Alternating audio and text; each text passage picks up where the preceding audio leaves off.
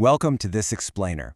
Today we're unpacking a text that is just incredibly profound. It takes us on this wild, extraordinary journey. We're going to start by completely deconstructing this external reality we all think we know so well, and ultimately, we're going to land on the grounding, absolutely miraculous power of our own physical bodies.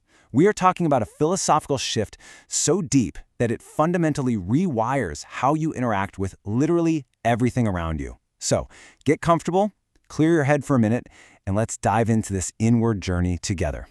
So what happens when you suddenly realize that nothing is as it appears? Seriously, think about that for a second.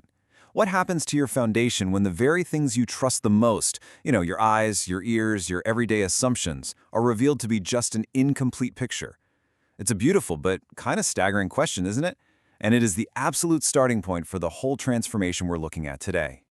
The root cause of all this illusion really comes down to one stark reality, and the source text is very explicit about this: limited human capacities. Our entire perception of reality is fundamentally restricted. We literally just do not have the sensory hardware to process the totality of the universe. Because of this, nothing is truly as it sounds, and absolutely nothing is exactly as it seems. We're basically experiencing this highly filtered version of existence. Now, accepting those limitations, that triggers an immediate domino effect. Once you realize your senses aren't giving you the whole story, you experience what the text calls a profound shift in perspective. It's like, imagine suddenly realizing that the house you've lived in your whole life was built on a foundation you couldn't even fully see. Recognizing that limited capacity completely alters your view on existence, the universe, and quite literally everything you've built, both inside and out. It forces you to just stop taking the superficial world so seriously because you finally get that it's only the surface. And that naturally leads us right into the next phase, returning to the true self. This is where the internal journey really kicks into high gear, moving us way beyond all those external illusions. Because when the illusions of the external world finally fall away, you aren't just left with nothing. Actually, it's the exact opposite. This massive space opens up. The text maps this out in 3 distinct steps. First up is the realization of our limits, which we just talked about.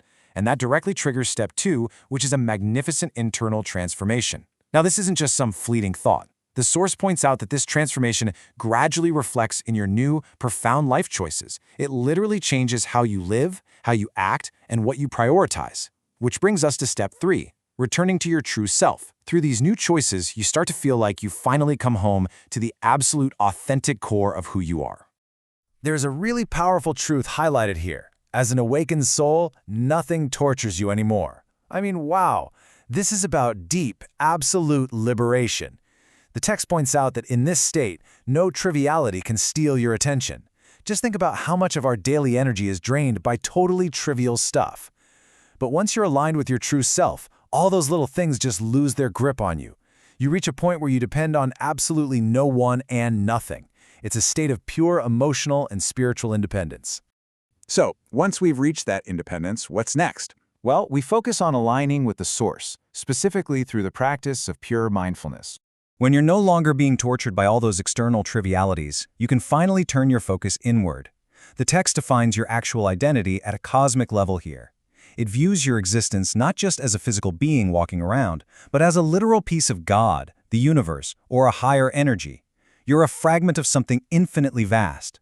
By recognizing yourself as a piece of this higher energy, you can consciously choose to align yourself with the very source of life itself. You're no longer just floating aimlessly through the world. You're plugged directly into the main current of existence.